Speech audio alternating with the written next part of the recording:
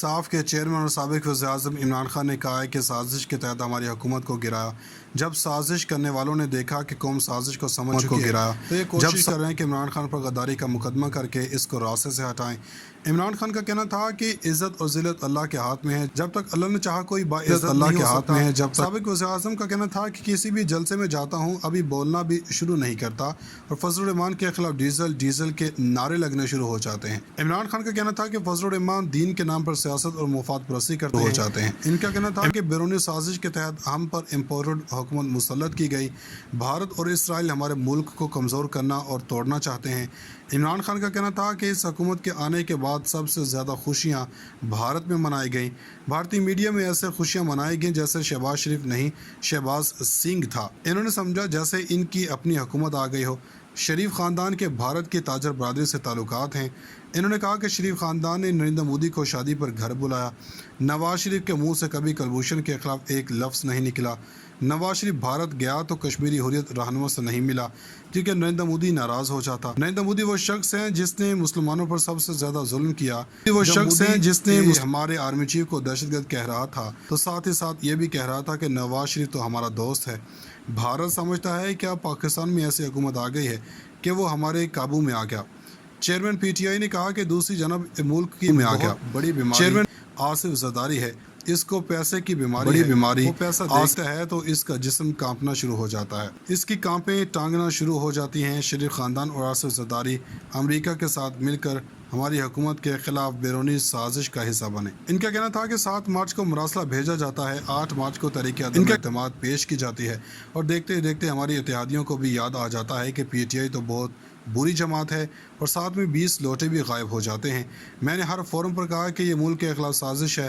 सदर आरिफ अलवी ने तहकीकात के लिए चीफ जस्टिस को ख़त लिखा, अभी तक कुछ नहीं हुआ, लेकिन देखें कि आवाम के साथ क्या हुआ। इन्होंने हमारी हुकूमत के खिलाफ महंगाई का शोर मचाया हुआ था। PTI ने मुल्क में बहुत ज़्यादा महंगाई कर दी है। बिलावल भुट्टो ने महंगाई मार्च किया कि लोगों का मुआशी कत्ल हो गया।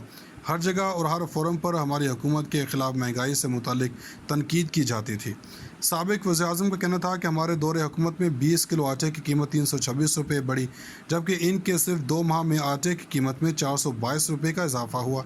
हमारी हुकूमत में चावल की कीमत में 40 रुपये इजाफा हुआ, इनके सिर्फ 2 माह में 55 रुपये का इजाफा हुआ। हमारे दौर में घी की फ़ी किलो कीमत में 213 रुपये का इजाफा, जबकि इनके 2 माह में घी की कीमत में 200 रुपये का इजाफा हो गया। फल और सब्ज़ी की कीमतों में हमारे दौर में 3% इजाफा हुआ, जबकि इन 2 माह में इन अशिया की कीमतों में 27% इजाफा हुआ। इनका कहना था कि हमारे 3.5 सालों में पेट्रोलियम की कीमतों में 56 रुपये 90 पैसे का इजाफा हो चुका, जबकि इस हुकूमत के सिर्फ 2 माह में पेट्रोल की कीमत में 60 रुपये का इजाफा हो चुका है।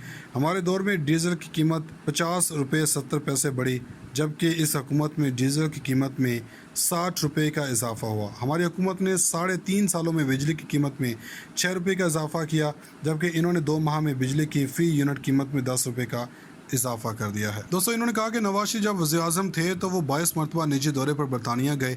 आसिफ जरदारी 50 मरतबा निजी दौरे पर दुबई गया, जबकि मैंने एक भी निजी दौरा नहीं किया क्योंकि पाकिस्तान मेरा घर है। ये अमेरिका और IMF के ग़ुलाम हैं। ये बाहर की डिक्टेशन पर फैसले करते हैं क्योंकि इनका पैसा बाहर पड़ा है। मेरा पैसा भी बाहर होता तो मैं भी एब्सोल्युटली नॉट ना कहता। साबिक वज़ीर-ए-आज़म का कहना था कि इनके पैसे बाहर पड़े हैं, इसलिए कभी इनके खिलाफ बात नहीं करेंगे। 2008 से 2018 तक 400 ड्रोन हमले हुए, ख़वातीन बच्चे मारे गए, मगर इन पैसे के ग़ुलामों नवाज शरीफ और आसिफ जरदारी के मुँह से ये बात नहीं निकली कि ये हमले इंसानी हकूक़ के ख़िलाफ़ हैं। इन्होंने कभी ड्रोन हमलों की मज़म्मत नहीं की। इनका कहना था कि मैं बार बार कहता हूँ कि हमारा एक बड़ा दहशतगर्द नेटवर्क है। इमरान खान का कहना था कि इनको एहसास ही नहीं है कि पेट्रोल और बिजली की कीमत में इजाफे से अवाम पर क्या असरात पड़ते हैं। क्या अवाम के भी स्विस बैंक अकाउंट्स में जब यहाँ रुपया गिरता है तो इनके पैसे में मज़ीद इजाफा हो जाता है। इमरान खान का कहना था कि हमारे रुपया गिरता है। कोरोना के बावजूद मुल्क की मुआशत तरक्की कर रही थी, जबकि इनकी हुकूमत में मई के महीने में तजारती खसारे कर रही थी का इजाफा हो गया। زر مبادلہ کے ذخائر میں بھی بہت زیادہ کمی ہوئی ہے، روپے کی قدر میں کمی ہوئی، ڈالر 200 روپے سے اوپر چلا گیا، اس سے ابھی ملک میں مزید مہنگائی آئے گی۔ عمران خان کا کہنا تھا کہ ان کی حکومت میں اسٹاک مارکیٹ 10% نیچے گر چکی، جس کا مطلب اسٹاک مارکیٹ سے 700 ارب روپیہ نکل چکا، جبکہ شرح سود 15.5% پر پہنچ چکا، جو 1998 کے بعد سب سے بلند شرح سود ہے، جس میں ہماری صنعت متاثر ہوگی۔ ان کا کہنا تھا کہ جب ہماری حکومت آئی تھی تو موڈیز نے ملک کی ریٹنگ منفی رکھی ہوئی تھی، ہم اس کو مستحکم پوزیشن پر لے کر آئے، مگر اب وہ ریٹنگ پھر نیچے آ گئی ہے۔ اب پاکستان کے لیے باہر کے بینکوں سے قرضے لینا بہت مشکل ہو گیا، یہ صرف 2 مہینوں میں ہوا۔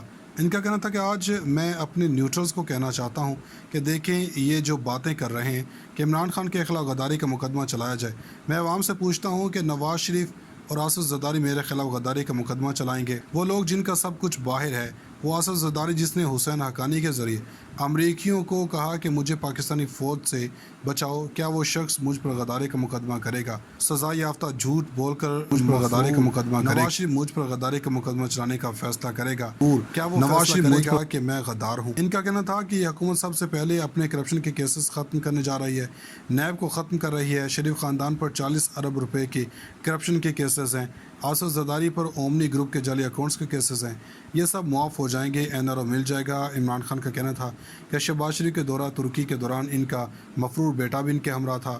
یہ پاکستان کے نظام کا مذاق اڑا رہے ہیں، یہ وہ نظام لا رہے ہیں کہ جھوٹا چور جیل میں اور بڑا چور بڑے بڑے ایوانوں میں ہوگا، اس لیے ہم نے مل کر ان کے خلاف جہاد کر کے ان سے حقیقی آزادی لینی ہے۔ عمران خان کا کہنا تھا کہ ان کی حکومت میں اسٹاک مارکیٹ 10% نیچے گر چکی، جس کا مطلب اسٹاک مارکیٹ سے 700 ارب روپیہ نکل چکا، جبکہ شرح سود 15.5% پر پہنچ چکا، جو 1998 کے بعد سب سے بلند شرح سود ہے، جس میں ہماری صنعت متاثر ہوگی۔ ان کا کہنا تھا کہ جب ہماری حکومت آئی تھی تو موڈیز نے ملک کی ریٹنگ منفی رکھی ہوئی تھی، ہم اس کو مستحکم پوزیشن پر لے کر آئے، مگر اب وہ ریٹنگ پھر نیچے آ گئی ہے۔ اب پاکستان کے لیے باہر کے بینکوں سے قرضے لینا بہت مشکل ہو گیا، یہ صرف 2 مہینوں میں ہوا۔ ان کا کہنا تھا کہ آج میں اپنے نیوٹرلز کو کہنا چاہتا ہوں کہ دیکھیں یہ جو باتیں کر رہے ہیں کہ عمران خان کے خلاف غداری کا مقدمہ چلایا جائے، میں عوام سے پوچھتا ہوں کہ نواز شریف اور آصف زرداری میرے خلاف غداری کا مقدمہ چلائیں گے؟ وہ لوگ جن کا سب کچھ باہر ہے، وہ آصف زرداری جس نے حسین حقانی کے ذریعے امریکیوں کو کہا کہ مجھے پاکستانی فوج سے بچاؤ، کیا وہ شخص مجھ پر غداری کا مقدمہ کرے گا؟ سزا یافتہ جھوٹ بول کر مفرور نواز شریف مجھ پر غداری کا مقدمہ چلانے کا فیصلہ کرے گا؟ کیا وہ فیصلہ کرے گا کہ میں غدار ہوں؟ ان کا کہنا تھا کہ یہ حکومت سب سے پہلے اپنے کرپشن کے کیسز ختم کرنے جا رہی ہے، نیب کو ختم کر رہی ہے، شریف خاندان پر 40 ارب روپے کی کرپشن کے کیسز ہیں، آصف زرداری پر اومنی گروپ کے جعلی اکاؤنٹس کے کیسز ہیں، یہ سب معاف ہو جائیں گے، NRO مل جائے گا۔ عمران خان کا کہنا تھا کہ شہباز شریف کے دورہ ترکی کے دوران ان کا مفرور بیٹا بھی ان کے ہمراہ تھا۔ یہ پاکستان کے نظام کا مذاق اڑا رہے ہیں، یہ وہ نظام لا رہے ہیں کہ جھوٹا چور جیل میں اور بڑا چور بڑے بڑے یہ وہ نظام لا میں ہوگا، اس لیے ہم نے مل کر ان کے خلاف جہاد کر کے ان سے حقیقی آزادی لینی ہے۔ ناظرین، مزید ایسی ویڈیوز دیکھنے کے لیے ہمارا YouTube چینل سبسکرائب کر لیں۔